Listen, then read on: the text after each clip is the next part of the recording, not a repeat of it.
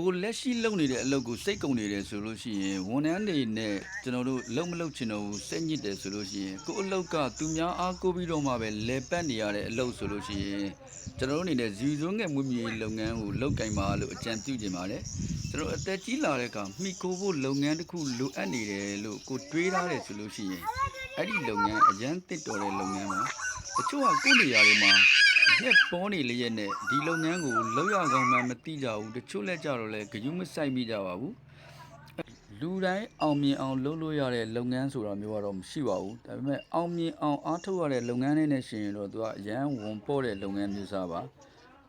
ကိုလက်ရှိလုပ်နေတဲ့လုပ်ကကျွန်တော်တို့အောင်မြင်တဲ့လုပ်ငန်းတစ်ခုဖြစ်နေတယ်ဆိုရင်တော့မှပဲ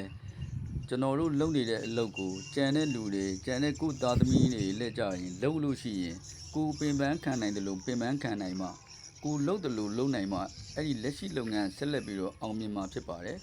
အဲ့တော့ကျွန်တော်တို့ဇီဝစုံငယ်မှုမြေလုပ်ငန်းကိုဒီစောက်ဦးလေးတစ်ခုကိုတည်တည်ကြကြလေးစောက်ထားရတယ်ဆိုလို့ရှိရင်ကျွန်တော်တို့သားစဉ်မြေဆက်ဘယ်သူမှမပင်ပန်းပဲနဲ့ကိုပင်ပန်းထားတာတစ်ချိန်တစ်ခါပဲပင်ပန်းရပါတယ်ဘယ်သူမှပင်ပန်းစရာမလိုပဲနဲ့ကျွန်တော်တို့ဒီ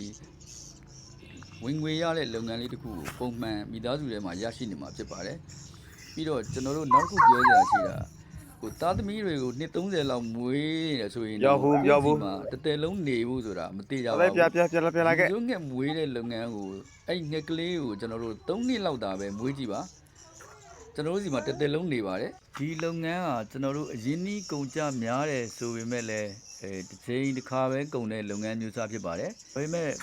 ဘာမှဆုံးရှုံးစရာမရှိတဲ့လုပ်ငန်းလို့ပြောရင်လည်းမလွန်ဘူးလို့တော့ထင်ပါတယ်ခင်ဗျာဘာလို့လဲဆိုတော့ကျွန်တော်တို့လုပ်တဲ့လုပ်ငန်း